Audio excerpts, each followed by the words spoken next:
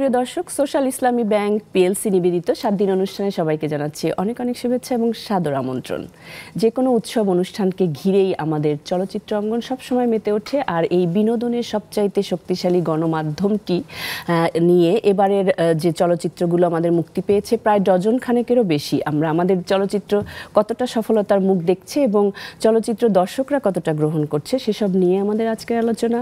অতিথি হিসাবে আমাদের সাথে আছেন দেয়ালের দেশ চলচ্চিত্রের কাহিনীকার, সংলাপ রচয়িতা, চিত্রনাট্যকার এবং চলচ্চিত্র নির্মাতা মিশুক মনি। এরপরে আছেন চিত্রগ্রাহক সাহিল রনি এবং এরপরে আছেন সঙ্গীত শিল্পী, সঙ্গীত পরিচালক মিথুন চক্র। শুভ সন্ধ্যা এবং স্বাগত জানাই আপনাদেরকে আজকের অনুষ্ঠানে অংশ নেওয়ার জন্য। Thank you. অসমাপ্ত প্রেম কাহিনী এই বিষয়টি নিয়ে আজকের আলোচনার পুরোটা সময় আপনারা আমাদের সাথে থাকবেন। জানিয়ে দিচ্ছি অনুষ্ঠানটি আপনারা ইউটিউব থেকেও দেখতে পাচ্ছেন, এছাড়া স্ক্রিনে দেখানো নম্বরের মাধ্যমে যুক্ত হয়ে আপনারা আপনাদের মতামত জানাতে পারবেন। আলোচনায় চলে যাব। আমি শুরুতেই মিশুক মনি, আপনার কাছে আমার জিজ্ঞাসা থাকবে, এটি আপনার প্রথম চলচ্চিত্র এবং একসঙ্গে অনেক কিছু, কাহিনীকার, সংলাপ রচয়িতা, চিত্রনাট্য নির্মাতা এবং আপনি নির্মাণ করেছেন। কেমন অনুভূতিটা, কেমন এবং কেমন দর্শকের সাড়া পাচ্ছেন? অনুভূতি প্রথম সন্তান হওয়ার পরে যেমন হয় ঠিক সেরকমটা ডেফিনেটলি ভালো মানে খুবই ভালো। সকল প্রথম কিছুর অনুভূতি অদ্ভুত হয়, সো আমার অনুভূতিও সেরকম অদ্ভুত। তারপরে এসে যেটা হয়েছে যে মানে ফার্স্ট ফিল্ম, তারপরে ঈদের আমেজ, মানে ফুর্তির আমেজ, সেই আমেজে এরকম একটা স্লো বার্ন ট্রিটমেন্টের একটা সিনেমা আমি রিলিজ করছি। সো একটু টেনশন ছিল যে আদতে আসলে এই জনরার সিনেমা মানুষ দেখবে কিনা। তো সেই জায়গা থেকে আমার এক্সপেকটেশন খুবই লো ছিল যে মানে আমি খুব ইমাজিন করতাম শুরুর দিকে যে যদি আমার সিনেমা দেখেও প্রথম কোন ব্যক্তি আসলে আমার সিনেমার টিকিট কাটবে, যিনি কাটবেন, তারপরে কে হলে ঢুকবেন, কে গিয়ে প্রথমে আসলে কোন সিটে বসবেন, কেমন করে পর্দার দিকে তাকিয়ে থাকবেন, এগুলো ভাবতাম আমি। সো এর পরে এসে দেখলাম যে না, ঈদের দিন থেকে এখন পর্যন্ত বেশ শো হাউসফুল যাচ্ছে অনেকগুলোই। এবং যদি আমরা অডিয়েন্সের রেসপন্স বলি, মানে আমার জায়গা থেকে মনে হয় যে আমি খুবই হ্যাপি, বিকজ এত ভালো রেসপন্স শুধু সাধারণ দর্শক নয়, এই ফ্র্যাটার্নিটির যারা আসলে ফিল্ম মেকিং করছেন, যারা ফিল্মের সঙ্গে জড়িত, সেরকম অনেক নামকরা মানুষ আমাকে ফোন করছেন বা টেক্সট করে অ্যাপ্রিসিয়েট করছেন। সো এটা আমার জন্য অনেক বড় পাওয়া। আমরা পুরো প্রেক্ষাপটটা ধীরে ধীরে শুনবো। আমি সাহিল রানী আপনার কাছে শুনবো যে আপনি মাটি প্রজার দেশে, কাঠবেলে, পায়ের ছাপ, এরকম অনেক ভালো ভালো চলচ্চিত্রের সঙ্গে যুক্ত ছিলেন এবং এই দেয়ালের দেশ চলচ্চিত্রের সাথে আপনি যুক্ত আছেন এবং দুর্দান্ত ফটোগ্রাফি বা সিনেমাটোগ্রাফি যে বিষয়গুলো আমরা শুনতে পাচ্ছি দর্শকদের কাছ থেকে, কেমন আপনার অনুভূতি? প্রথমত যেই নামগুলো বললেন ওই ফিল্মের সাথে আমি সংশ্লিষ্ট ছিলাম না যদিও, বাট পায়ের ছাপ ছিল। আর অনুভূতির জায়গা থেকে হচ্ছে this is the first time ঈদে এরকম একটা বড় উৎসবে আমাদের দেয়ালের দেশ রিলিজ হয়েছে। এবং এই ছবিটা যখন শ্যুট করি তখনই আমরা এক ধরনের আশাবাদী ছিলাম। আশাবাদী মিনস যে আমরা অনেক ভালো কিছু করে ফেলতেছি, নট লাইক দ্যাট, কিন্তু আমরা আসলে আমাদের এই গল্পটার জন্যে এটার স্ক্রিন কি দেখতে চাচ্ছি, এটা আমার ডিরেক্টর একদম স্পেসিফিক জানতো যে আমরা আসলে দেখতে চাই, এবং আমরা সেইটাই চেষ্টা করছি অ্যাচিভ করার। তো ফাইনালি এটা মানুষের ভালো লাগছে। ভাই তো বললোই যে অনেকেই আমাকেও পার্সোনালি অনেকে ফোন করতেছে, এটার লাইট ডিজাইন, এটার কম্পোজিশন, এটা নিয়ে প্রশংসা করতেছে। প্রশংসা শুনতে তো সবসময় ভালো লাগে। তো এবং সব মিলায় ইটস অনেক ভালো লাগার পরিমাণটা অনেক। মিথুন চক্র, আপনি তো সবসময় অনেক অনেক অনেক গান করেন এবং আপনার আলাদা একটা পরিচয় রয়েছে। তারপরে আমরা জানি যে এই সিনেমাটায় আসলে দুটি গান, কেবলমাত্র দুটি গান, এবং তার একটি গানই আপনি করেছেন। সে জায়গা থেকে এই চলচ্চিত্রের সাথে যুক্ত হওয়া, সেই বিষয়গুলো নিয়ে একটু শুনি। আসলে প্রথমত আমি একজন, যেটা সবসময় বলি, আমি একজন ঢোলবাদক, ঢুলিওয়ালা, ঢোল বাজাই, যে কোনো কিছু যাই পাই তা বাজাই। আর গান গাওয়া আমার অনেকটা হয় না, তবে কিছু কিছু হয়েছে। আর গান গাওয়া আমি সবসময় বলি যে গান আমি গাইতে পারি না, তার থেকে বিকজ আমি শিখিনি ওরকমভাবে। তবে যদি আপনি শরীরকে বাজিয়ে কোনো শব্দ তৈরি করা যায় আর সেটাকে গান বলা হয়, সেটা আমি করে থাকি। কারণ আমার যখনই ফার্স্ট গান আমি গেয়েছিলাম সেটাও ছিল জিঙ্গল, পরবর্তীতে একটা সোলো। তো জিঙ্গেল গাইতে গাইতে যেটা হয় সবসময়, যখনই ওয়ার্ড পাই তখন একটা মৃত মতো মনে হয়, যখন গাই তখন ওটাকে আবার মনে হয় জীবিত অনুভূতি করছি। ওটা করতে করতে সঙ্গীত পরিবারের একজন মানুষ, আমরা জানি। হ্যাঁ, আমার মায়ের নাম কল্যাণী ঘোষ, উনি অনেক বিখ্যাত একজন আঞ্চলিক গান এবং মাঝ ভান্ডারের গানের শিল্পী। আমার বাবা অভিজিৎ চক্রবর্তী, উনিও তবলাবাদক। আর হ্যাঁ, যেটা বলছিলাম গানের ক্ষেত্রে আমার কয়েকটা গানের মধ্যে, তবে এই ফিল্মে যুক্ত হওয়াটা আমার জন্য আসলেই খুবই অ্যাক্সিডেন্টাল আই শুড সে, এবং আমার জন্য খুব অনেক আনন্দেরও, কারণ এটাতে গাওয়ার আমার কোনোভাবেই মানে আমি নিজেও জানতাম না, এটা 2 দিনের নোটিসে সব কিছু হয়ে গেছে, স্বপ্নের মতো হয়েছে। তো আর এটা আমার এক প্রকার ডেবিউট বলতে হবে। আমি গিয়েছিলাম অনেক আগে একটা ফিল্মে, কিন্তু ফিল্মে গানটা ওভাবে ইউজ হয়নি, সো আমি ওটাকে বলতে পারি না, কিন্তু টাইটেল ট্র্যাক হিসেবে এটা হওয়া, এবং এটার জন্য প্রথম ক্রেডিট যিনি পায় তিনি হচ্ছে রিপন নাথ। উনার চিন্তার সেই ফলনটা আমার হয়তো বা ভয়েসটা আজকে গেছে, তার সাথে অবশ্যই মিশুক ভাই, সেও আমার মতো ডেবিউটেই আছে।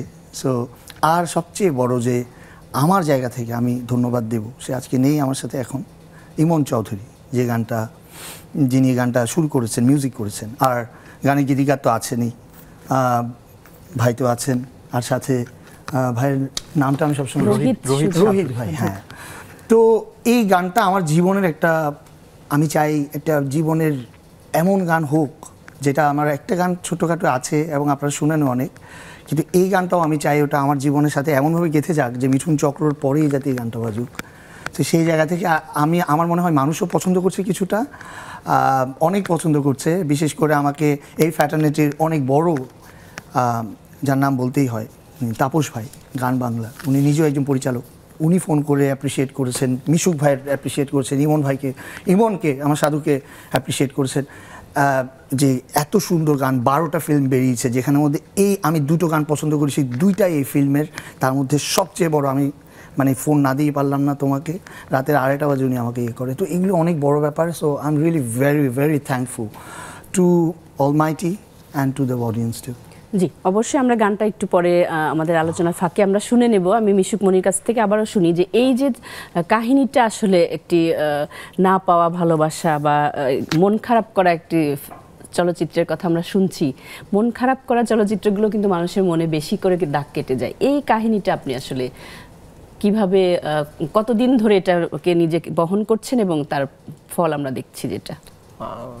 আমার এটা স্টার্টিং আসলে বলা চলে 2016-এ। আমি এই শহরে একটা হসপিটালে আমার একজন পেশেন্টকে মিট করতে যাই, মানে সে আইসিইউতে ছিল এবং আনফর্চুনেটলি আমি যেতে যেতেই উনি মারা যায়। সো তার ফ্যামিলি মেম্বাররা দেশের বাইরে থাকতেন, তারা আসবেন বলে তাকে ফ্রিজিং করতে হয়। সো তখন ফ্রিজিং করতে গিয়ে ওই প্রসিডিউরের টাইমে ওই ফ্রিজিং রুমের যিনি দায়িত্বে থাকেন তার সঙ্গে এক ধরনের কথা হয়। সো আনফর্চুনেটলি ওই ভদ্রলোকের ওই দিন মানে তাকে দেখেই লাগছিল খুবই আপসেট। সো কথায় কথায় যেটা জানতে পারি যে ওই দিন ওই হিমাগারে তার নিজের প্রেমিকার লাশ এসছে। সো সেইটা হচ্ছে তার 25 বছর আগে তার প্রেমিকা ছিলেন, এর মধ্যে ওই ভদ্রমহিলার অন্য কোথাও বিয়ে হয়েছে, সে সংসার করেছে, কিন্তু এই ভদ্রলোক আর বিয়ে করেননি। সো 25 বছর পরে ওনার হিমাগারে ওই নিজের প্রেমিকার লাশ আসাতে সেটা খুবই আপসেটিং লাগে, তার নিজের পুরনো প্রেমটা হয়তো ভেতরে জাগে। সো ওইখান থেকে ওইটা শোনার পরে আমার ভেতরে আইডিয়াটা জেনারেট করে, এরপরে আমি এটাকে আসলে ভাবতে শুরু করি, ভাবতে ভাবতে লিখতে লিখতে 2019-এ এসে অনেকগুলো ড্রাফট শেষ হয়। সো 2020-তে আমি আসলে অনুদানের জন্য তথ্য মন্ত্রণালয়ে এটা সাবমিট করি, দেন তারপরে তো এটা অনুদান পাওয়া, এরপরে আমরা দীর্ঘ সময় প্রিপ্রোডাকশন করে ফাইনালি শুটে যাই, শুট শেষ করে এখন রিলিজ হয়েছে। শুটে আপনি চিত্রগ্রাহক হিসেবে সাহিল রনিকে নির্বাচন করলেন কি করে? এটা একটা অ্যাক্সিডেন্ট ছিল, কিন্তু আমি একটা জিনিস বিশ্বাস করি যে জীবনে যা ঘটে সেটা ভালোর জন্য ঘটে।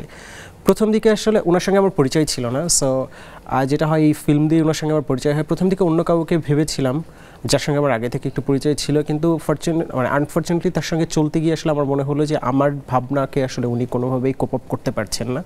সো যার কারণে আমরা একটা সার্টেন টাইম পরে এসে মনে হয় যে না, এটা আসলে কন্টিনিউ করা উচিত না, উই শুড স্টপ হেয়ার, এবং সেটাই করি। তারপরে এসে আসলে খুঁজতে গিয়ে আমার ফ্যাটার্নিটি যারা আছেন তাদের সঙ্গে কন্ট্যাক্ট করতে, তারা অনেকেই আসলে ওনার নাম সাজেস্ট করে, বিকজ তার আগে যেহেতু ওনার সঙ্গে আমার পরিচয় নাই, ওনার কাজ আমি দেখেছি তার আগে, তো তখন তারপরে আমি ওনাকে কন্ট্যাক্ট করি এবং খুবই 11th আওয়ারে উনি আমার সঙ্গে ইনভলভ হয়। এবং আমি তাকে লাস্ট ওই মুহূর্তে বলেছিলাম যে দেখেন, এখন শুধু আপনি গল্পটা পড়বেন, কিন্তু আপনি গল্পটা নিয়ে ক্রিয়েটিভ জায়গা থেকে খুব বেশি কিছু ভাবতে গেলে ওই টাইমটা নেই। সো বেটার হয় যে আমি কিছুটা জানি আমি কি করতে চাই, ইটস বেটার এই শর্ট টাইমে আপনি আমার সঙ্গে মানে ভালোভাবে কোপ আপ করার ট্রাই করেন, আমাকে বোঝার ট্রাই করেন।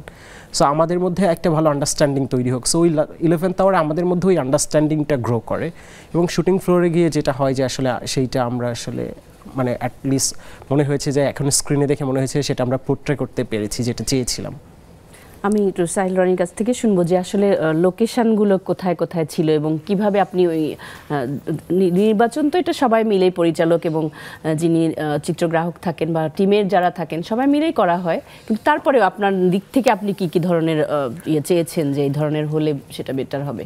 আমরা মিশুক মানে যেটা বলতেছিল যে আমি অনেক দেরি করে জয়েন করছি টিমটাতে। ইন দিস টাইম মোটামুটি একটা ডিজাইন হয়েছিল। সো লোকেশন কিছু কিছু লক করা ছিল যে এটা ওখানে করতে চাই, ওইটা ওখানে করতে চাই। এগুলো আমরা পরবর্তীতে দেখছি, সমস্ত জায়গাগুলো ঘুরে দেখছি এবং দেখার পরে যেটা হয়েছে যে খুবই আমরা চাইছিলাম যে আমাদের গল্পে আসলে এই মেট্রোটাকে দেখাইতে। সো রাস্তাঘাট, তারপর হচ্ছে পুরান ঢাকার অলিগলি, এরকম স্পেসিফিক জায়গাগুলো এবং বিশেষ করে বুবলির যে বাড়িটা, ওইটা শুটিং ফ্রেন্ডলি না। জেনারেলি ওই সব জায়গাগুলোতে শুটিংয়ের পারমিশন করতেই অনেক সমস্যা। না মানে আমি এটাকে অ্যাড করি, মানে আমার মনে হচ্ছে যে আমাদের সিনেমার সবচেয়ে স্ট্রাগলিং পিরিয়ড ছিল এইটা আর কি, বিকজ ওইটা আর্মিদের ফ্যামিলিরা থাকে ওই বাসাটায়। সো যেটা হয় যে ওইটা পারমিশনের জন্য প্রথমে আমরা সেনাপ্রধানের কাছে, সেনাপ্রধানও না, ওইখানে যে ক্যান্টনমেন্টটা ছিল যে এরিয়াতে সেখানে কন্ট্যাক্ট করি।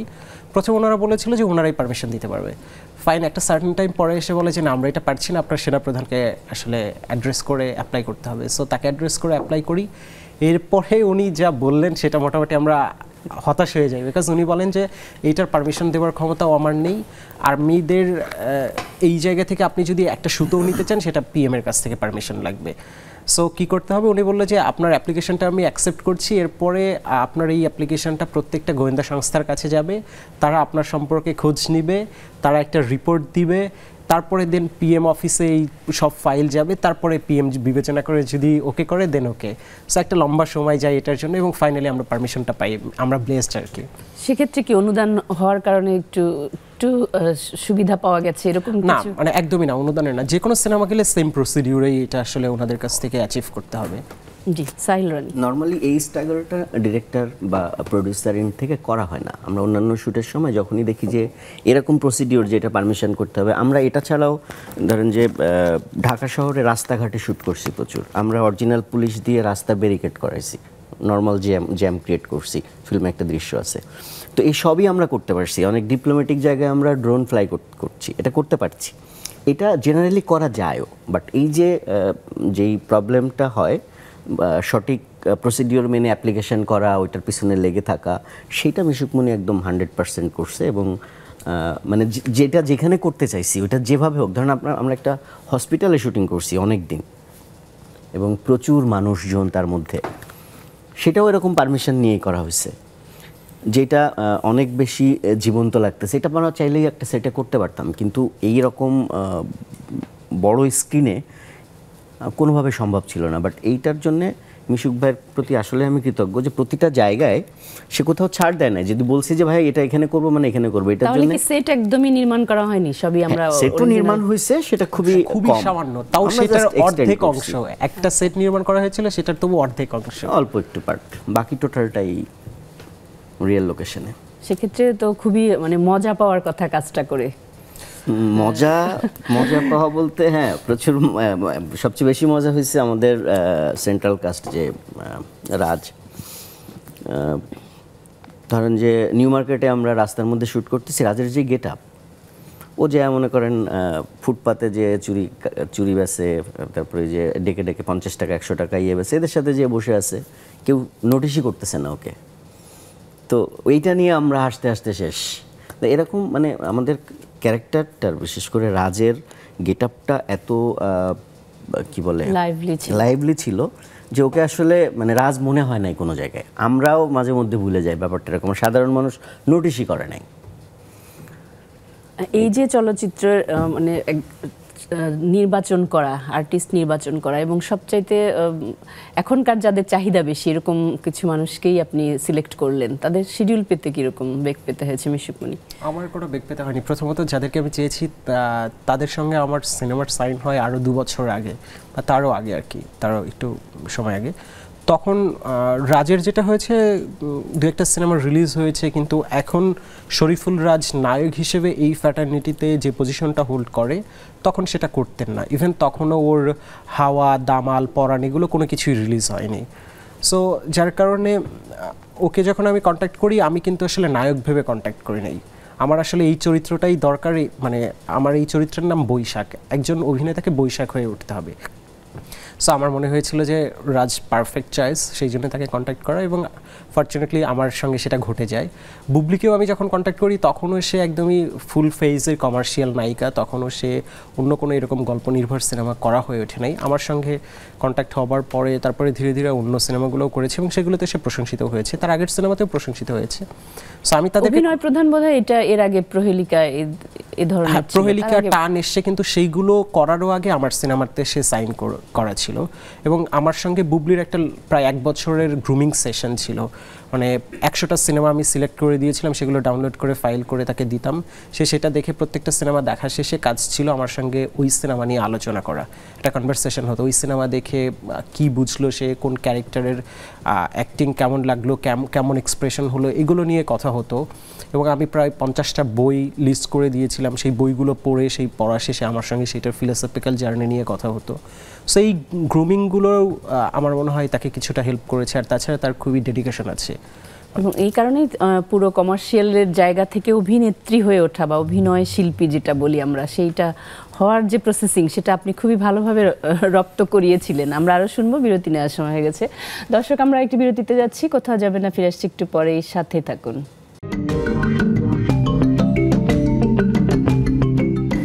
ফিরে এলাম বিরতির পর, আবারও আমন্ত্রণ সবাইকে। আমাদের অসমাপ্ত প্রেম কাহিনী এই বিষয়টি নিয়ে আলোচনা করছি। আমরা আলোচনায় চলে যাচ্ছি। আমার কাছে যেটা মনে হচ্ছিল যে চিত্রগ্রাহক হিসেবে তাহলে আপনার বেশ চ্যালেঞ্জ নিতে হয়েছে, চ্যালেঞ্জের জায়গাগুলো কোথায় ছিল সাহেল রানী? চ্যালেঞ্জ তো প্রতিটা কাজে এক এক ধরনের চ্যালেঞ্জ থাকে। এই কাজটাতে আমরা ফুল টিম, বিশেষ করে ডিরেক্টরিয়াল টিম এবং আমরা আলোচনাই করে নিয়েছিলাম যে আমাদের চ্যালেঞ্জ হচ্ছে যে আমরা অতিরঞ্জিত লাইট করব না, আমরা অপ্রয়োজনীয় অংশ কম্পোজিশনে রাখবো না। সো আমাদের কাছে চ্যালেঞ্জটা ছিল একটু মানে অন্য ঘরানার, যে আমরা চাইছি যে আমাদের যেন যেই ঘরটা দেখব ওটা দেখে যেন মনে হয় যে আমার পাশের বাসার ঘর বা আমার ঘরের লাইট ডিজাইন এরকম, মানে ওইটা ছিল চ্যালেঞ্জ, যে আপন করে তোলার বিষয়। হ্যাঁ মানে ওকে, আমি একটু অ্যাড করি। মানে এইটা হচ্ছে যে এর চেয়ে বড় চ্যালেঞ্জ যেটা ছিল যে আমরা গল্প যে স্টোরি টেলিংটা ছিল সেটা আসলে সেটার সঙ্গে আমরা একটু পার্থক্যটা করতে চেয়েছিলাম, বিকজ দুটো সময়ের গল্প, 2014 and 2021। সো আমরা দুটো গল্পকে ক্যামেরা ট্রিটমেন্ট আলাদা করতে চেয়েছি, লাইট ট্রিটমেন্ট আলাদা করতে চেয়েছি। সো সেই জায়গা থেকে আমাদের আসলে 2021-এর কন্টেম্পোরারি টাইমের যে গল্পটা আমরা বলছি, সেটা শুরু থেকে আমাদের ডিজাইন ছিল যে পুরোটা আমরা শোল্ডার শ্যুট করব, মানে কোনো ফিক্স শট হবে না, ট্রাইপডের শট হবে না। সো যেটা হয় যে আমরা যে ক্যামেরায় শ্যুট করেছি সেটার ওজন অলমোস্ট 35 কেজি। সো এই ক্যামেরাটা সারাদিন তাকে কাঁধে নিয়ে থাকতে হতো। এইটা তার একটা ফিজিক্যাল চ্যালেঞ্জ ছিল, বিকজ সারাদিন 35 কেজি ওজনের একটা ক্যামেরা কাঁধে। সো আমরা তো এখন কি অনেক হালকা মনে হয়?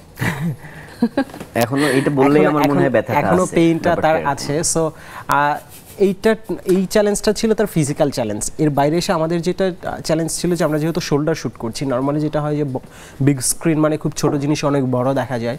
সো শোল্ডার শ্যুট করলে একটা মানে হিউম্যান জার্ক থাকে ক্যামেরাতে। এখন এসে সিনেমা দেখার পরেও অনেকে সেটা লিখছে যে ক্যামেরা কাঁপছিল। ওনারা ওই ট্রিটমেন্টটা হয়তো ধরতে পারেন নাই, যারা একদমই ম্যাচ পিপুল, যারা সিনেমা নিয়ে কাজ করেন তারা তো বুঝতে পারছেন আমরা কি ট্রিট করার ট্রাই করেছি। তো ম্যাচ পিপুল অনেকেই বলেছে যে অন্য সিনেমায় দেখি যে ক্যামেরা ফিক্স থাকে, এখানে কেমন কাঁপছিল, ওইটাই একটা ট্রিটমেন্ট ছিল। সো ওইটা আমাদের জন্য যেমন সিনেমার ক্ষেত্রে একটা চ্যালেঞ্জ ছিল, ওনার জন্য ওই ক্যামেরা অপারেট করতে গিয়ে একটা ফিজিক্যাল চ্যালেঞ্জ ছিল। লাইটের ব্যাপার যেটা চ্যালেঞ্জ ছিল যে আমরা খুবই লো লাইটে শ্যুট করতে চেয়েছি, আমরা রাস্তাঘাটে আসলে একদম লাইট করতেই চাইনি, বিকজ আমরা একটা ন্যাচারাল জিনিসকে যেভাবে আমরা নিজের চোখে দেখি সেইটা ক্যামেরাতে তুলতে চেয়েছি। মিঠুন চক্র, আপনি যে এই যে গানের বিসর্জনের ব্যথা যে গানটি করলেন, আমরা দেখেছি খুবই, আমরা আজকের টপিকটার নামও দিয়েছি অসমাপ্ত প্রেম কাহিনী, এবং খুবই গল্পটা মানুষের মনকে যেভাবে নাড়া দিয়েছে, আপনি গানটা করার জন্য নিজেকে আসলে কিভাবে করে তৈরি করার যে ব্যাপারটা থাকে সেটা করলেন? আমার গানটা পাঠায় খুব জাস্ট যেদিন গাইবো তার হয়তো 1-2 দিন আগে, আমি তখন একটা শ্যুটেই ছিলাম কোক স্টুডিও, সো ওখানে পাঠায় আমি গানটা শুনি। কিন্তু আমি প্রথমেই শোনাতেই আমি আমার বন্ধু, যে আমার প্রাণের, যার সাথে আমার অনেকগুলো কাজ, ইমন চৌধুরী, একজন প্রখ্যাত বর্তমান সময়ের মিউজিক ডিরেক্টর, ওকে আমি বলি যে সাধু এটা আমি এমন সাধু রাখি, আমি খুব ছোটোবেলা থেকে একজন আরেকজনকে সাধু, এবং সাধু এটা আমার আসলে ওকেই পাঠায়, এত সুন্দর গায়, মানে এমনিতেও খুব সুন্দর গায়। তা আমি ওটা গিয়ে আমি শুনে বলি না সাধু এরকম গান আমি গাইতে পারবো না, সো এটা আমি স্কিপ করি, এটা আমার জনরার না মনে হয়, তো বাদ দাও। বলি কি এটা ফিল্মের? আমি বললাম হ্যাঁ, কারণ আমি ফিল্মে খুব চাইছিলাম একটা গান গায়, বড় পর্দায় কেমন লাগে একটু শুনতে চাই। আমি বললাম না সাধু এটা মনে হয় না। বলছে তাহলে আরেকটা ফিল্ম আছে, ওটার নাম আমি এখন বলছি না, বলছি এটাতে তাহলে গাও। আমি বললাম ওইটা ঠিক আছে, গান পাঠাও, এটা মনে হয় এটা তো হচ্ছে না। বলছে তাহলে ওনাদেরকেও তুমি একটু বুঝিয়ে বলো, আই ডোন্ট নো, আমার প্রজেকশনও কী জানি। তো ওনার একটা ফোন পেলাম, আমার ফোনটা আমি ধরতে পারিনি, কিন্তু আমার খুব কাছের বড় ভাই, চট্টগ্রামের, খুব ছোটোবেলায় ওনার সাথে গান বাজনা করেছি, প্রখ্যাত শব্দ মানে উনি sound engineer for film and রিপনদা আমাকে ফোন দেয়, আমাকে বলে মিঠুন তুমি কই, তোমাকে একটা জিনিস পাঠানো হয়েছে শুনেছো? আমি বললাম দাদা শুনেছি, কিন্তু দাদা এটা কেন দাদা বলছেন? বলে কি না তুমি একটু স্টুডিওতে আসো তাড়াতাড়ি। আমি বললাম কোনটা বলছেন? একটা গান পাঠাইছে আমাকে ইমন। বলে কি হ্যাঁ ওই গানটা তুমি গাইবে, তুমি আসো। আমি বললাম দাদা এটা আমি পারবো না, এটা আমার জিনিস, মানে ওই ব্যাপারটা না, এটা আমার। তুমি এত কথা কেন বলছো? আমি চাই তুমি আসো। আর ওনাকে আমি এত সম্মান করি, আমি ওই কথাগুলোই আর গুছাই বলতে পারিনি। আমি বললাম দাদা আমি আসছি। গানের অনুভূতিটা কীভাবে আসলো সত্য ঘটনাটা বলা যাবে না, তবে এতটুকু বলবো আমি আধা ঘন্টা নিজেকে গ্রুমিং করি। সেটা হচ্ছে আমার হাতির, আমি আমার বাসা থেকে যখন স্টুডিওতে আসি তখন আমি হাতির ঝিল দিয়ে আসি, আর প্রায় সময় আমি উবার করি বা যেটাই করে আসি। সেদিন আমি ইচ্ছে করে অটো নিয়ে, মানে সিএনজি, নিজেকে একটু অন্য জায়গায় নিয়ে গিয়েছিলাম। তারপর আমি রিপনদার ওখানে যাই, তখন ওনার সাথে আমার দেখা ফার্স্ট। ওনার সাথে আমার আগেও দেখা হয়েছিল, সেই দিন আমার দ্বিতীয়বার। তারপর আমরা এটা নিয়ে একটু বলে কি আপনার তো একটু চলেন দেখি, ট্রাই করেন কি হয় দেখি। আমি বললাম দাদা আসলে জানি না, দেখি। তখন রিপনদা সহ ওখানে গেল, ইমন ছিল আমার বন্ধু, সে আমাকে সাহস দিল। তারপর দাদারা একটা লাইন শুনলো, সুরে একটু টুইস্টিং হলো কিছু, আমি ওখানে শুনলাম। উনি একটা লাইন শোনার পরে বলে আমার তারা আছে আমি চলে যাই। রিপনদা বললো গাইতে থাকো, বাকিটা আমি জানি কি হবে, তুমি গাও, বলে চলে গেল। আমি 2 লাইন গাওয়ার পরে আমার বন্ধু আমাকে আবার উঠে জড়িয়ে ধরলো, ইমন। তো ওকে আমি বলছিলাম কিছু একটা ঘটনা, হাসাহাসি করছিলাম, কারণ প্রতিটা আমি যা বললাম যে আমি যখনই গিয়েছি মানে জিঙ্গেলের জন্য, জিঙ্গেলের মধ্যে এটা বাণিজ্যিক একটা অনুভূতি থাকে, তো সেইম ফিল্মের মধ্যে একটা বাণিজ্যিক অনুভূতি আছে। এন্ড অফ দ্য ডে মানুষের পছন্দ হতে হবে, ফার্স্ট ডিরেক্টরের পছন্দ হতে হবে, বিকজ উনি সিনটা চিন্তা করে গান। একটা হয় গানের উপরে চিত্রায়ন, যেটাকে মিউজিক ভিডিও বলি, আর অন্যটা হচ্ছে চিত্রায়নের উপর গাওয়া। এবার ওই অনুভূতিকে নিজের মধ্যে দেখে তারপরে নিজেকে তৈরি করা, একদম পুরোপুরি চিত্রায়নটার ওপর কি, এখানে চিত্রায়ন মুখ্য, এখানে আমার গান নয়। সো সেখানে গান গাওয়াটা খুব কঠিন। তো সেটা যখন আমি, আমার বন্ধু আমাকে জড়িয়ে তো বললো বন্ধু এইটাই, বলে আমরা লেগে গেলাম গানটা। প্রতিবারই যখনই গিয়েছি মুহূর্তের মধ্যে ফিরে গেছি, যা নিজেকে বলতে চাই। তাহলে আমরা একটু শুনেই ফেলি কোনটা এই গানটা? জি তার আগে আমি বলি মানে কিভাবে রিলেট করেছেন গানটার সঙ্গে, ঘটনাটা বলি প্লিজ। কেন বল? না আমি বলি, জি আমরা শুনতে চাই, দর্শকের জন্য খুবই ফর্মাল ইন্টারভিউ করতেছি, এটা কোনো চাকরির ইন্টারভিউ না ভাই, this is fun, so let's make fun. জি জি আমরা শুনি। না এটা কি ফান? এটা তো ফান নয়। ও বিসর্জনের ব্যথা নাকি ফান? এ বাবা, দেখলেন ডিরেক্টর কি বললো আমার সব। প্লিজ দেখুন, এটা বিসর্জনের ব্যথাটা ডেফিনেটলি ফান নয়, এবং প্রতিটা কথা উনি যেটা লিখেছে ওখান থেকেই ব্যাপারটা যে কোনো কেউ, বিকজ এখানে বিসর্জন মানে প্রেমের বিসর্জন আমার মনে হয় না অনেকে নিচ্ছে, তা না। প্রতিজনের যে প্রেমিকা হারিয়ে যাচ্ছে তা নয়, বিসর্জন প্রতিটা মুহূর্তে কিছু না কিছু সে দিচ্ছে। তার জীবনে হয়তো ক্যারিয়ারকে বিসর্জন দেয়, অনেকে অনুভূতিকে বিসর্জন দেয়, প্রতিদিন রাত্রে কেউ কিছু না কিছু বিসর্জন দিয়ে কাঁদে। ওই গল্পটা আমি সেটাকে অনেক বেশি অনেক দার্শনিক জায়গায় নিয়ে গিয়েছিলেন। আমরা একটু শুনি গানটা।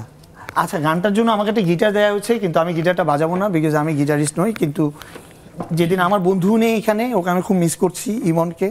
সে যখন আসবে গিটার বাজাবে, নিশ্চয়ই আবার গাইবো ওরকমভাবে, কিন্তু এখন আমি খালি গলায় গাই। আমরা ওই টিমটাকে চাই একদিন, হয়ে যাক, দেখা যাক। জি জি। আমি বাতাস, তুমি আমার উস্কে দে আগুন, তুমি ছিলে একটু বিলাস 12 মাসি ফাগুন। আমি বাতাস, তুমি আমার উস্কে দে আগুন, তুমি ছিলে একটু বিলাস 12 মাসি ফাগুন। বন্ধ চোখে হাতরে বেড়াই যখন সুযোগ পাই, হাতরে কিছু পাই বা না পাই দেখি তুমি নাই। তোমার সাথে আর হলো না দেখা, দেখা রে বুকে আমার বিসর্জনের ব্যথা। তোমার সাথে আর হলো না দেখা, দেখা রে বুকে আমার বিসর্জনের ব্যথা। বাহ, চমৎকার। সেই হাহাকারটা যে তৈরি হওয়ার কথা সেটা আপনি যথাযথভাবে তৈরি করতে পেরেছেন। এখন আমরা নর্মালি শুনলাম, তাতেই আমার তো মনে হচ্ছে। আপনি কিভাবে লিখলেন আসলে গানগুলো আপনার লেখা? আমার গানগুলো না, এই গানটা পার্টিকুলারলি আমার লেখা। এখানে দুটো লাইন অন্য কারো আছে, সেই জন্য তার নামটাও ব্যবহার করা হয়, বিকজ ওই দুটো লাইনেরও তো মূল্য আছে। সো যেটা হয় যে আমরা আসলে অন্য একটা গান ভাবছিলাম এই ফিল্মের জন্য অনেক দিন থেকে, কিন্তু সেটা সামহাও আসলে আমাদের মনে হয় যে না, এটা ওয়ার্ক করবে না। তো পরে এসে অল্টারনেটিভ ভাববো, শর্ট টাইম, তো কী করব। আমি তখন ইমন ভাইয়ের স্টুডিওতেই ছিলাম। ওইখান থেকে বেরিয়ে আমি রিপনদার স্টুডিওতে আসবো, নিকেতনেই 1 নম্বর রোডেই, খুবই হাঁটা পথ। সো আমি ইমন ভাইয়ের ওইখানেই বসে কথা বলতে বলতে অল্টারনেটিভ কী হতে পারে। আমি কখনো এর আগে গান লিখিনি। প্রথমত আমি লেখকই নই, আমি সিনেমার স্ক্রিপ্টে যেটা লিখি সেটা আমার ফিলিংস থেকে, মানে যে গল্পটা আমি চোখে দেখি সেটা লিখি। তো সেই হিসেবে গান তো কখনো লিখিই। তো মনে হলো যে আচ্ছা ঠিক আছে, আমার গল্প যেহেতু জানা, আমি জানি কি শ্যুট করেছি, কি হতে পারে। সো প্রথমে আসলে তোমার সাথে আর হলো না দেখা, বুকে আমার বিসর্জনের ব্যথা, এই দুটো লাইন মাথায় আসে। ইমন ভাইকে আমি তখনই বলি যে ভাই, এই দুটো লাইন আমার মাথায় এসছে, এইটা মেবি আমাদের সিনেমার সঙ্গে যেতে পারে। ইমন ভাইয়েরও অদ্ভুত পছন্দ হয়, এবং সে সঙ্গে সঙ্গে জাস্ট গিটার হাতে নিয়ে টিউনটা তোলে এই 2 লাইনের, এই কোরাস পার্টটা, এবং তার খুবই পছন্দ হয়। সে উনি যেটা বললো যে উনি 2 লাইন গাওয়ার পরে উঠে জড়ায় ধরছে, জাস্ট আমি এই 2 লাইন বলার পরে গিটার বাজে টিউন করে উঠে আমাকে জড়ায় ধরছে। ভাই, আই লাভড ইট, এবং আমরা এটাই করব, আপনি জাস্ট আর বাকি কয়েক লাইন আগাতে থাকেন। সো আমি ওখান থেকে বের হই, আমি হাঁটছি আর ফোনেই টিপছি যে কি লেখা যায়। সো টাইপ করছি, রিপনদার এখানে আসলাম, জাস্ট ওভারঅল 1 ঘন্টার মধ্যে পুরো লিরিকটা আমি লিখলাম, লিখে ইমন ভাইকে পাঠালাম, তার খুবই পছন্দ হলো। সো শুরুর দিকে 2টো লাইন আমার নিজের কাছে পছন্দ হচ্ছিল না, সেই 2টো লাইনের জন্য আসলে আবার অন্য কাউকে কন্ট্যাক্ট করা হয়, সেইখান থেকে আসলে ইভেনচুয়ালি এইভাবে হয় আর কি। আমরা সাধারণত দেখি যে চলচ্চিত্রে অনেক অনেক গান থাকে, এবং দেখা যায় যেগুলি অবাস্তব টাইপেরই যদি বলি, আমরা দর্শকের দৃষ্টি থেকে বলি, হুট করে গান চলে আসছে, কিন্তু এখানে একদম গানের প্রয়োজনে গান এসেছে, এবং মাত্র 2টি গান। এই প্রসঙ্গে একটু শুনি যে আসলে 2টি গানই ব্যবহার করা কেন? আমার মনে হয়েছে গানের তো একটা নিজস্ব স্বকীয়তা আছে, বা এটা একটা বড় মাধ্যম যেটা আসলে মানুষকে কানেক্ট করতে পারে। সো পৃথিবীতে খুব কম সংখ্যক মানুষই হবে যারা গান ভালোবাসেন না। তো গানকে আসলে সিনেমাটা হচ্ছে যে কালেকটিভ ফর্ম অফ আর্ট, যেখানে আপনি মানে আর্টের সকল শাখা থেকে কিছু না কিছু নিয়ে আপনাকে সিনেমাটা বানাতে হয়। সো তার মধ্যে গান একটা আর্ট। তো আমার মনে হয়েছে এখানে যদি আমি ফিল্মে গান এই আর্টটাকে ইনকর্পোরেট করি, তাহলে ডেফিনেটলি আমার এমনভাবে কোথাও মানে প্লেস করা উচিত যেটা আসলে প্রপার যায়। আমাদের দেশে প্র্যাকটিস নর্মালি আসলে লিপসিংয়ের যে গানটা হয় আর কি আমরা দেখি, সেটা তো আসলে আমরা কমার্শিয়াল ভ্যালুর জন্য হয়তো করি, কিন্তু আমার মনে হয়েছে যে আমার সিনেমাটা তো আসলে শুধু কমার্শিয়াল ভ্যালু না, আমি যে গল্পটা বলতে চাই সেই গল্পের সঙ্গে মানুষকে কানেক্ট করানো জরুরি। সেই জন্য আমরা ব্যাকগ্রাউন্ড স্কোর যেমন ব্যবহার করি, সেই ভাবনা থেকে আমরা গান ব্যবহার করেছি। মনে হয়েছে যে আমাদের যে সিচুয়েশনটা আমরা স্ক্রিনে ভিজুয়ালি পোট্রে করবো, সেটার সঙ্গে গানটাকে কানেক্ট করাতে চাই। এইভাবে অনেকগুলো অপশন দেখে দেখে দেখে দেখে ফাইনালি এই 2টো গান এসে দাঁড়ায়। সাহিল রানী, আপনি এই যে 11টা, এটা ছাড়াও আরও 10টি চলচ্চিত্র মুক্তি পেয়েছে, চাপ কেমন অনুভব করেছেন সেটা শুনবো, এসে বিরতি নিয়ে আসছি। দর্শক, আবারও একটি বিরতিতে যাচ্ছি, কোথাও যাবেন না, ফিরে আসছি একটু পরে, সাথে থাকুন। দর্শক, ফিরলাম বিরতির পর। আবারও আমন্ত্রণ সোশ্যাল ইসলামী ব্যাংক লিমিটেড নিবেদিত 7 দিন অনুষ্ঠানে। আলোচনায় চলে যাচ্ছি সাহিল রানী। আমি যেটা বলছিলাম বিরতির আগে, যে আরও অনেকগুলো ফিল্ম মুক্তি পেয়েছে, তো কী ধরনের চাপ ছিল যে দর্শক ঠিকঠাক মতো গ্রহণ করবে কিনা, এই ধরনের এক চাপ তো থেকেই যায়। বিশেষ করে যেটা হচ্ছে, আমার এর আগে যে ফিল্ম রিলিজ হয়েছে চুপি চুপি, মানে এরকম কখনো মানে আলোচনায় আসা ফিল্ম এর আগে আমার রিলিজ হয় নাই। এই প্রথম যে ফিল্মটা নিয়ে আসলেই মানুষ আলোচনা করতেছে, সমালোচনা করতেছে, অনেকেই ফোন দিয়ে উইশ করতেছে, এই সংখ্যাটাই বেশি যে অনেক ভালো কাজ করছি আমি। তো এই চ্যালেঞ্জ তো মানে সরি কি ছিল টপিকসটা? চাপ অনুভব করেছেন যে দর্শক কিভাবে নিবে, কতটা নিবে? হ্যাঁ, ঈদে দিস ইজ প্রথম আমার ঈদে রিলিজ হওয়া কোনো ছবি, এবং ঠিক চাপ না, এক ধরনের আমার ডিরেক্টর যেরকম বলতেছিল যে প্রথম দিন সে হলেই যাবে না, কারণ হচ্ছে প্রথম সন্তান, এসএসসি পরীক্ষার রেজাল্টের মতো সে ঘরের মধ্যে বসে থাকবে। তো ওই রকম চাপ আমার মধ্যেও ছিল যে আসলেই কি হবে, কারণ অনেকগুলা ছবি আমাদের ভাই ব্রাদারদের, প্রতিটা অনেক ভালো ছবি, আমাদের ছবিটা একটু স্লো পিচের, এটা আমাদের ডিজাইনটা এরকম। অনেকে বলছে তেলেগু ধরনের একটা, এই ধরনের সমালোচনাও শুনতে পাচ্ছি যে তেলেগু ধরনের ফিল্মটা, সেদিক থেকে কোনো চাপ ছিল কি বা নির্মাণের জন্য? মানে দিন শেষে খুব ভালো লাগতেছে যে এটা নিয়ে আসলে মানুষ দেখতেছে ছবিটা, এবং দেখে ম্যাক্সিমামেরই খুব ভালো লাগতেছে, এইটাই অনেক। জি, আর এই যে ভালোবাসাময় পাগলামির যে একটা চূড়ান্ত রূপ আপনি উপস্থাপন করলেন, এবং মন খারাপ করা একটি চলচ্চিত্র, যেটি দেখি মানুষ মানে কান্নাকাটি করে বের হচ্ছে এরকম আমরা শুনতে পাচ্ছি। তো এই বিষয়টি, এই ধরনের প্রথম ফিল্মটাই আসলে মন খারাপ করা এরকম একটি চলচ্চিত্র কাহিনী বেছে নেওয়া, সেটা তো আমরা শুনলাম। তারপরে আবার একটু শুনি যে এই যে মন খারাপ করা ভালোবাসা চূড়ান্ত পাগলামি দেখিয়েছেন আপনি। আমি একটা জিনিস বিশ্বাস করি যে ভালোবাসাই একমাত্র পৃথিবীটাকে সুন্দর করতে পারে, অন্য কিছু পারে না। সো সেই ভাবনার জায়গা থেকে আসলে আমি প্রেমের গল্প বলতে চাই। বরাবরই আমার মানে এক একজনের কমফোর্ট জোন থাকে বা পছন্দের জায়গা থাকে। সো আমার পছন্দের জায়গা, আমার ইচ্ছাটা হচ্ছে যে আমি প্রেমের গল্পটাই বলতে চাই, কিন্তু প্রত্যেকটা প্রেমের অদ্ভুত ধরনের আলাদা আলাদা অ্যাপ্রোচ থাকে। আমার প্রেম একরকম, সাহিল রনির প্রেম আরেক রকম, মিঠুনদার প্রেম আরেক রকম। সো এক একজনের প্রেম এক এক রকম হয়। সো আমাদের দেশে যে প্রেমের গল্পগুলো হয় খুবই লুতুপুতু প্রেম। সো আই এম সরি, মানে অন্যদেরকে মানে আন্ডারএস্টিমেট করছি না, ওনারাও ভালো বানাচ্ছে, কিন্তু আচ্ছা না, ওই প্র্যাকটিসটার বাইরে এসে আলাদা প্রেম দেখাতে চেয়েছি, কারণ প্রেমের অদ্ভুত তীব্রতা থাকে, মানুষ প্রেমের জন্য কত কি করে ফেলে। সো সেই জায়গা থেকে আমি এই গল্পটা বলতে। ভালোবাসা যে সার্বজনীন, দিন শেষে সবার, সাহিল রনির প্রেম আলাদা, আপনার আলাদা, কিন্তু দিন শেষে কিন্তু একটা জায়গায় এক। হ্যাঁ, মানে একই জায়গায় এসে আসলে একই কেন্দ্রবিন্দুতে আসলে মেলে। সো ওই জায়গা থেকে আসলে গল্পটা বলা। আর আমি এমন না যে আমি আমার গল্প লেখার প্যাটার্ন যেটা, যে আমি কখনোই কোনো কিছু ঠিক করি না, বিশেষ করে এন্ডিং। অনেক নির্মাতা বা অনেক লেখক হয়তো ঠিক করেন যে গল্পের শুরুটা এরকম দেখবো, এন্ডিংটা এরকম দেখবো, তারপরে প্লটটা আগাতে থাকে। আমার যেটা হয়, আমি মনে করি প্রত্যেকটা গল্পের নিজস্ব গতি আছে। সো আমি সেই গতির উপরে ছেড়ে দিই, লিখতে লিখতে আগাতে আগাতে যেখানে গিয়ে থামে সেইখানেই আমি থামতে চাই।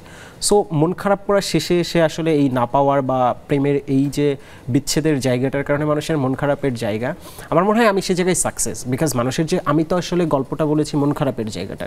সো মানুষ ওইটা রিলেট করে যদি কেউ সিনেমা দেখতে দেখতে কান্না করে ফেলে, দেন আমি মেকার হিসেবে বা লেখক হিসেবে ওই জায়গায় সাকসেস, বা আমার টিমের সবাই সাকসেস। তো মন খারাপটা তো আসলে আমি করাতে চাইনি, আমি প্রেমটাই দেখাতে চেয়েছি, কিন্তু প্রত্যেকটা প্রেমের একটা পরিণতি থাকে। সো এই প্রেমের পরিণতিটা ওই জায়গায় গিয়ে থামে। সো এটা গল্পের নিজস্ব গতিতে আর কি। জি, এবং আমরা এই যে সকলেই তরুণদের হাত দিয়ে একটি ভালো নির্মাণ হবে বা একটি ভালো প্রোডাকশন তৈরি হবে, এটাই আমাদের আসলে প্রত্যাশা, এবং সবসময় দর্শকরাও তাই চায়। আমাদের ফিল্মটা যেভাবে একসময় যে ধসে যাওয়ার হাত থেকে আপনারা আমাদের চলচ্চিত্রকে রক্ষা করছেন। মিথুন চক্র, আপনি বেশ কিছু সিনেমায় রিদম অ্যারেঞ্জ করেছেন, আমি হাওয়ার কথা বলছি, আপনি ওই প্রসঙ্গে একটু বলবেন। হাওয়া, হ্যাঁ, হাওয়া তো আমার জন্য একটা আশীর্বাদ, এই ফিল্মটার মতোই। ওখানে আমি আগে আমরা করেছিলাম, কিন্তু এটা আমার মনে হয় first rhythm arrangement for film, যেখানে মেজওয়ার রহমান সুমন ভাইয়ের ইমন চৌধুরীকে নিয়ে এক অদ্ভুত যজ্ঞ করা, সেই যজ্ঞের মধ্যে আমাকে সামিল করে, এবং ওটা শর্তই ছিল যে সব অবাদ্য যন্ত্রগুলো, যেগুলো বাজানো আসলে সুর তাল নেই, সেরকম জিনিস, যেগুলো আসলে, বিকজ ওখানে একটা প্রেক্ষাপট ছিল আপনারা নিশ্চয়ই জানেন, হাওয়া ওয়ান অফ দি খুবই জনপ্রিয় একটা ফিল্ম এখন আমাদের পুরো কন্টিনেন্টে, এবং ওই যে মাঝিদের এবং মাছ ধরার নৌকা সব এক জায়গায় থাকবে, ওরা রাত্রেবেলা এই গানটা গাইবে। তো ওখানের মধ্যে তো আর গিটার কিবোর্ড নিয়ে করবে না, ইভেন কি হারমোনিয়ামটাও থাকবে না, কারণ জেলেদের তো জীবন হায়েস্ট ওরা ওই হালি পাতিল এগুলো দিয়েই। তো এটাই আমাকে বলা হয়, ওই ইনস্ট্রাকশনে অনুযায়ী কাজ করা হয়, সব বিভিন্ন অবাদ্যযন্ত্র, যেটা আমরা মেকিংয়ের ভিডিও আছে। হ্যাঁ, ওটাই জীবনের একটা আশীর্বাদ, এবং আমি লন্ডন থেকে পড়ে আসার সময় 395 কিলো ইনস্ট্রুমেন্ট এনেছিলাম আমার সাথে। এগুলি ছাড়া আমার কিছুই ছিল না 2011-তে যখন আসি। তো ওগুলো এখনও আছে। তো আমি আমার মাকে দুষ্টামি করে বলছিলাম, মা এগুলো এনে কী লাভ ছিল বলো তো, আমি যদি এগুলো না এনে থালাবাটি বাজাতাম ভালো কিছু হতো। তাহলে এরকম একটা ওটা না এনে আসলে যে এরকম করেও যে গান বাজনা এটা তো ভাবিনি। এই হাওয়াটা করতে গিয়ে দেখলাম এখন ড্রামটা, পানির ড্রাম, তারপর চিনি যা পাই এখান থেকে এই বাজিয়ে বাজিয়ে একটা গান হয়, এবং সেই গান যে আজকে জাতির এত জনপ্রিয় সেটা আসলে অনেক বড় পাওয়া। এটার জন্য সুমন ভাইয়ের চিন্তাটাই সবচেয়ে বড়। আর হাশেম মাহমুদের লেখা অপূর্ব, শিবলু ভাই গাইলো, আর আমার বন্ধুর সাথে তো আমার চলা ইমন চৌধুরী, তার মিউজিক। সো হ্যাঁ, একটা ব্লেসিং এইটা গানটা ছাড়াও আরেকটা গান আছে 8টা বাজে দেরি করিস না, এই গানটাও খুব অর্গ্যানিক্যালি আমাদের মিউজিক করা একদম দুজনের। সো হ্যাঁ, এবং কোক স্টুডিওতে সাথেও আপনার যে বেশ কিছু কাজ রয়েছে খুবই ভিন্ন ধরনের দেখতে পাই আমরা, যেটা সকলের মন জয় করে নেওয়ার মতো।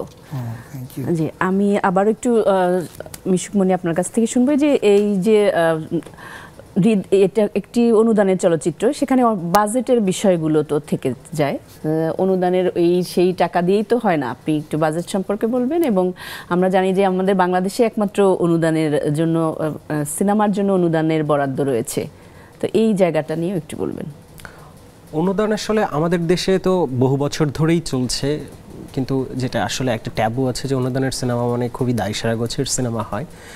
প্রথম কথা হচ্ছে যে আমি খুবই নতুন ছিলাম এবং আমি একদমই বয়সেও কম, সো সেই হিসেবে আসলে আমার অনুদানে জমা দেওয়া শুধুমাত্র এক্সপিরিয়েন্স গ্যাদার করার জন্য, প্রসিডিউরটা জানার জন্য যে কীভাবে আসলে এটা জমা দিতে হয় এবং কীভাবে পাওয়া যায়। সো ওই প্রসিডিউরটা জানার জন্য, মানে জমা দেওয়ার প্রসিডিউরটা জানার জন্য, সেই হিসেবে আমার জমা দেওয়ার প্ল্যান। মানে আমি কখনো ভাবিনি যে আমি অনুদান পেয়ে যাব প্রথমবার জমা দেওয়াতেই। এক্সপিরিয়েন্স গ্যাদার করার জন্য জমা দিতে গিয়ে ফাইনালি আমি পেয়ে যাই। কিন্তু যখন পেলাম তখন আসলে একটা মানসিক চাপ মাথার মধ্যেই কাজ করতে শুরু করে, বিকজ এর আগে বিগত বছরে যারা পেয়েছে বেশিরভাগ জনের সিনেমাটাই আসলে দায়সারা হয়েছে, এবং সেটা নিয়ে খুবই একটা সাধারণ মানুষের নেগেটিভিটি আছে যে আসলে অনুদানের সিনেমাটা টাকা নষ্ট হয়।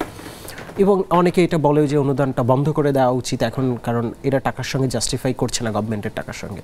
তো আমার মধ্যে প্রথমত আমি নতুন, দ্বিতীয় ব্যাপার হচ্ছে যে মানে আমার মাথায় কাজ করে যে এটা অন্যের টাকা। সো তখন আমার মনে হয় যে আমাকে দুটো কারণে এই সিনেমাটা ডেফিনেটলি ভালো করতে হবে। প্রথম কারণ হচ্ছে যে আমি এত ছোট এবং নতুন হিসেবে যেহেতু অনুদান পেয়েছি, সো আমার পরের যারা আসলে জমা দিতে আসবে নতুনরা, তাদের জন্য আমি উদাহরণ হতে চাই যে নতুনরা এসেও জমা দিয়ে পায় এবং সেটা ভালো করে। এবং দ্বিতীয় প্রেশার যেটা, সেটা বড় প্রেশার ছিল যে অনুদানের টাকা মানে আসলে সাধারণ মানুষের টাকা, সো সেই টাকার সঙ্গে আমাকে জাস্টিফাই করতে হবে, মানে টাকাটার কোথাও আসলে মিসম্যানেজমেন্ট না হোক, কোথাও মিসইউজ না হোক। সেই জন্য আমাকে যেটা করতে হয় যে দীর্ঘ সময় নিয়ে প্রিপ্রোডাকশন করতে হয়, টিমের প্রত্যেকে আসলে আমাকে সেই সাপোর্টটা দিয়েছে। তো সিনেমা বানাতে গিয়ে গভর্নমেন্ট আসলে 60 লাখ টাকা অনুদান দিয়েছিলেন আমাকে, তার বাইরে একটা আরও বড় অ্যামাউন্ট আমার নিজেকেই ইনভেস্ট করতে হয়েছে। আমি কো প্রডিউসার হিসেবে অন্যদেরকে ভেবেছিলাম, কিন্তু সামহাও আসলে পরে এসে মনে হয়েছে আমার নিজের কষ্ট হলেও ইনভেস্ট করা উচিত, বিকজ তাহলে নির্মাতা হিসেবে স্বাধীনতাটুকু থাকবে, যেটা করতে চাই টিমের সবাই মিলে ডিসিশন নিতে পারবো। তো যার কারণে আসলে তখন নিজে ইনভেস্ট করি এবং ফাইনালি আমরা সিনেমাটা শেষ করতে পেরেছি, শেষ করে রিলিজ করেছি। এবং মজার ব্যাপার হচ্ছে যে এত মানুষের ভালোবাসা পাচ্ছি। অবশ্যই। এবং এই যে সিনেমা হল পাওয়া নিয়ে একটা বিরাট, এখন যেহেতু সিনেমা হল কম, সেখানেও একটা চাপ থেকে যায়, এই বিষয়টা শুনবো। বিরতি নিয়ে আসছি আমরা, আবার একটু বিরতির সময় হয়ে গেছে। দর্শক, আবার একটু বিরতিতে যাচ্ছি, আমাদের সাথে থাকুন।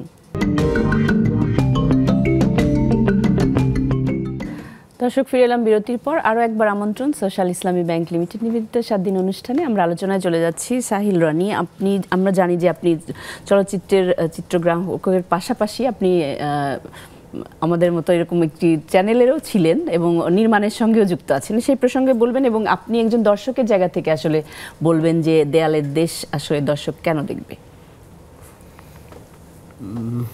দেয়ালের দেশ নিয়ে আগে বলি। দেয়ালের দেশ আসলে এটা আমার গল্প। অ্যাজ এ দর্শক যখন এটা দেখবে, ও কানেক্ট করতে পারবে যে মানে এই গল্পটা আসলে আমার গল্প। এবং এই যেই গানটা নিয়ে আমরা আজকে কথা বলছি, বাইরেও ওই ফিল্মে আর একটা গান আছে, বেঁচে যাওয়া ভালোবাসা আমার জন্য রেখে দিও। মানে এই গানটা যখন আমরা প্রথম শুনি, জাস্ট বুঝাইতে পারবো না, ভালো লাগার মানে চূড়ান্ত লেভেলের ভালো লাগা ছিল আমাদের ওই গান নিয়ে। তো তো আর হচ্ছে টেলিভিশন চ্যানেল, আমি একটা সময় জব করতাম টেলিভিশন চ্যানেলে। এছাড়া নির্মাণ আসলে আমি অনেক আগে আমার ডিরেক্টরই হওয়ার কথা ছিল হয়তো। আমি শুরুতে অ্যাসিস্ট্যান্ট ডিরেক্টর হিসেবে কাজ করছি, ডিরেকশন দিছি, কিন্তু আমার পড়াশোনা সিনেমাটোগ্রাফিতেই। সো একটা সাডেন টাইম পরে, এবং আমার বেসিক হচ্ছে স্টিল ফটোগ্রাফি, দ্যাটস ওয়াই আমি আসলে সিনেমাটোগ্রাফিতে চুজ করি। তো ওই নির্মাতা যে সত্তাটা, ওইটা মাঝে মধ্যে চায়, দ্যাটস ওয়াই আমি এই কারণে কাজগুলো আরো বেশি ভালো হয়। এবং আপনার জন্য অনেক অনেক সাধুবাদ, এবং সামনে আরো অনেক ভালো কাজ আসুক। মিশুক মনি, যে বিষয়টা নিয়ে জানতে চাচ্ছিলাম যে সিনেমা হল আমাদের যেহেতু কম, সেক্ষেত্রে চাপ কেমন আছে, বা কতগুলো যে মানে পাওয়া গেছে ঠিকঠাক মতো আপনার চাহিদা মতো? এটা দুটো বিষয়, মানে ইন জেনারেল যদি বলি যে আমাদের দেশে সিনেমা হল কম, সেটার জন্য এক ধরনের চাপ। আর এই ঈদকে কেন্দ্র করে যদি বলেন যে সিনেমা হল কম, ঈদে এতগুলো সিনেমা রিলিজ হয়েছে, সো আপনার সিনেমা হল পাওয়া নিয়ে কেমন চাপ? সো এই পরেরটার জবাবটা হচ্ছে যে একদমই চাপ নেই, বিকজ আমরা যখন সিনেমা নির্মাণ করি তখন আসলে একটা টার্গেট অফ অডিয়েন্স ঠিক করা থাকে। সো আমরা জানি যে আমাদের সেই টার্গেট অফ অডিয়েন্সটা আসলে কোন শ্রেণীর মানুষ, কারা কোথায় সিনেমা দেখবে। সো সেই হিসেবে আমাদের সিনেমাটা রিলিজ করার প্ল্যানই ছিল সিনেপ্লেক্স। তো সিনেপ্লেক্সকে টার্গেট করে যেহেতু বানানো, আমি সেটা ঈদের রিলিজ না করে অন্য টাইমে করলেও সিনেপ্লেক্সেই রিলিজ করতাম। সুতরাং আমার ঈদে মানে আসার কারণে বা সিনেমা হলের সংখ্যা কম হওয়ার কারণে যে আমার প্রেশার হয়েছে, I don't think so. Even আপনারা যদি নোটিস করে দেখেন, দেখবেন যে আমরা যখন সিনেমা রিলিজ করি, সিনেপ্লেক্স প্রথম সপ্তাহে তাদের সর্বোচ্চ শো আমাদের দেয়ালের দেশকে দিয়েছিল। তো আর এর বাইরে এসে ইন জেনারেলি যেটা হয়, আমাদের দেশে সিনেমা হলের সংখ্যা কম, সেটা হয়তো সবার উপরে এক ধরনের প্রেশার ক্রিয়েট করে, বিকজ সিনেমা হলের সংখ্যা যত বাড়বে তত সিনেমা বিজনেসটা বড় হবে। কিন্তু একই সঙ্গে শুধু সিনেমা হলের সংখ্যা বাড়ার সঙ্গে মানে বোধ হয় না বিজনেসের কানেকশন আছে, কোয়ালিটির সঙ্গেও কানেকশনটা আছে। কোয়ান্টিটির চেয়ে কোয়ালিটিটা ইম্পর্টেন্ট এখানে। সো আমি আসলে যতগুলো সিনেমা হলই ভাবি না কেন, সেটা যদি কোয়ালিটি লেস হয়, quality less I mean AC নেই, আপনার বসার সিটটা ভাঙা, পোকা আছে, বা পর্দায় ঠিক আপনি যেটা দেখাতে চাচ্ছেন সেটা পর্দায় দেখা যাচ্ছে না, সাউন্ডের প্রবলেম, তাহলে সেই সিনেমা হলে তো আসলে মানুষকে কানেক্ট করানো যাবে না আপনার গল্পটা। জি, আপনি মানুষের কাছে আরো যদি পৌঁছানোর জন্য যদি অন্যান্য ধরনের, অনেকেই দেখছি যে আরো কিছু জায়গাতে এটা রিলিজ দিচ্ছে, তো ওই ধরনের কোনো পরিকল্পনা আছে কিনা? না, ওই যে আমি বললাম না, শুরু থেকেই আমাদের আসলে সিনেপ্লেক্স কেন্দ্রিক প্ল্যান বা আসলে একটু ডিজিটাল স্ক্রিনে প্ল্যান। সো সেই হিসাবে যে এই সপ্তাহ থেকে আমাদের ঢাকার বাইরে যে স্ক্রিনগুলো ভালো আছে সেটার কয়েকটাতে আমরা রিলিজ করছি। এর বাইরে দেশের বাইরে রিলিজ হচ্ছে, 3 মে অস্ট্রেলিয়াতে রিলিজ হচ্ছে, মের সেকেন্ড উইকে ইউএসএ কানাডাতে রিলিজ হচ্ছে, তারপরে গিয়ে আমাদের সুইডেন, ফিনল্যান্ড, ইউকেতে রিলিজ হচ্ছে। এইগুলো মোটামুটি কনফার্ম করা হয়েছে। এর বাইরে মিডল ইস্টে ভার্বালি কথা চলছে। এই তো। আমি একটু মিথুন চক্রের কাছ থেকে জানবো যে এই যে 2006 সাল থেকে আমাদের একটি থিম সং, আমরা বাঙালি থিম সং যদি বলি, ঈদে বা ঈদে আসলে দেখা যায় আমরা এই গানটি শুনতে পাই, স্বপ্ন যাবে বাড়ি আমার। এই গানটি আপনি করেছেন, এবং এই গান সম্পর্কে একটু শুনতে চাই, এবং গানটাও আমরা একটু শুনতে চাই। 2006 হয়তো বা করা হলেও 2006 বা 9 এটা আমি গাইনি প্রথম। ওটা একটা ক্যাম্পেনিং একটা সং, গ্রামীণ ফোনের। ওটা গাই মিলন মাহমুদ ভাই, এবং ওটা সুর করেছে হাবিব ওয়াহিদ। পরবর্তীতে 2016-তে এই টাইটেলটি থাকলেও এটারই ক্যাম্পেনিং হয়তো বা ধারাবাহিকতা ওনারা আবার করে, ওটাতে আমি গাই স্বপ্ন যাবে বাড়ি। 2016-তে এটা রিলিজ হয় কোরবানির সময় জিপি প্ল্যাটফর্মে। সুর অ্যাজ ইউজুয়াল হাবিব ওয়াহিদ, এবং লিখেছিলেন আমি যেটা গেয়েছি রাসেল মাহমুদ। আর হ্যাঁ, এটা আমার জীবনের একটা সবচেয়ে বড় পাওয়া একটি গান। ওটাও হুট করে গেয়ে ফেলা যে কোনো কারণে, কিন্তু গানটি যে আমি গেয়েছি অনেকেই হয়তো জানে না। আর স্বাভাবিকগত এটা একটি জিঙ্গেল, তাই অনেকেই এগুলো আমাদের আর্টিস্টরা এখানে ব্যাক এন্ডেই কাজ করে সবাই। আমরা গানটা শুনবো। আমি দর্শকের কাছ থেকে বিদায় নিয়ে আসছি, এবং আপনাদের সকলকে ধন্যবাদ আমাদের সাথে আজকের আলোচনায় অংশ নেওয়ার জন্য, এবং ছোট্ট করে আপনি দর্শকদের সিনেমা দেখতে আসার জন্য আহ্বান জানাতে পারেন। সবাইকে থ্যাংক ইউ আমাদের সঙ্গে থাকার জন্য। আমি চাইবো বাংলা সিনেমার জয় হোক, সিনেমা আসলে সীমানা পেরুক, বহুদূর যাক। সো সেই হিসেবে আমি চাই সকল শ্রেণীর মানুষ আমাদের সিনেমা দেখুক, সিনেমাকে সাপোর্ট করুক, সিনেমা নিয়ে কথা বলুক, ভালো মন্দ দুটো নিয়েই কথা বলুক, বিকজ মন্দ থেকে আমরা শিখতে চাই। সো এখন এই ঈদের রিলিজও অনেকগুলো সিনেমা হলে চলছে, আপনারা এসে সিনেমা দেখুন। জি, অশেষ ধন্যবাদ। দর্শক আপনাদেরকেও ধন্যবাদ। আমি মিশুক মনির সাথে তাল মিলিয়ে বলতে চাই, বাংলা সিনেমার জয় হোক। আপনারা সিনেমা হলে গিয়ে সিনেমা দেখুন। সকলে ভালো থাকুন, সুস্থ এবং নিরাপদ থাকুন। শুভরাত্রি। আমরা স্বপ্ন যাবে বাড়ি, এটার 2 লাইন শুনে আমরা শেষ করতে চাই। মনে বলে চলে ফিরে আবার, স্বপ্ন যাবে বাড়ি আমার। মনে বলে চলে ফিরে আবার, স্বপ্ন যাবে বাড়ি আমার, স্বপ্ন যাবে বাড়ি আমার।